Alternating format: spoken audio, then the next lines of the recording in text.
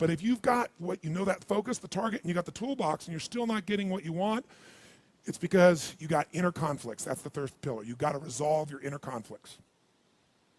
Because that, as I try to explain to you, 80% of success in anything is your psychology and 20% is the mechanics. So those inner conflicts are when you take 2 steps forward and you pull 3 steps back.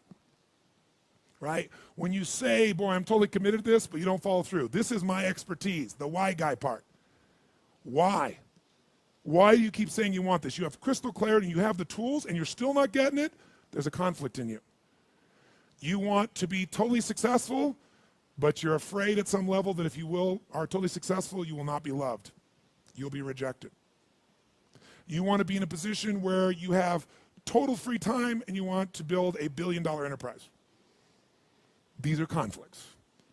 You really, truly know you got the tools and talents to make this happen, but a part of you doesn't think you deserve to succeed because of something you did at some point in your life or something you made up. Or you think making money or being successful economically is not spiritual. And you're committed to being spiritual, and yet the other part of you, it's the inner conflicts between fighting parts. So what do we do in this third pillar? Think of it as a vault we got to unlock. Think of it as unlock and unleash. That's the third pillar. The way you unlock and unleash is you identify the conflicts. You get clear what they are. So you may have total clarity, even the tools, but how can you totally unleash and commit when you're being pulled in 2 different directions?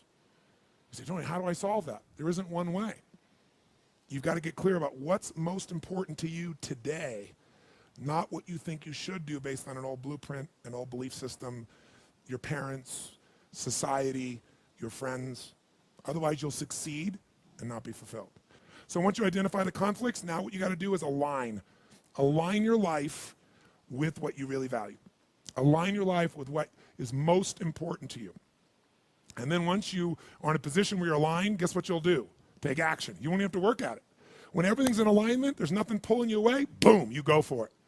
But when you say, I want a relationship, but at the same time, simultaneously, I want to be in a position where, I never have to, I only get what I want every moment, or I never have to commit to anything, then obviously you're never going to get there. That inner conflict must be resolved.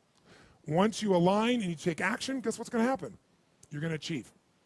And once you achieve, you succeed. When you succeed, I'll tell you what you got to add to it. Celebrate, right? And then contribute.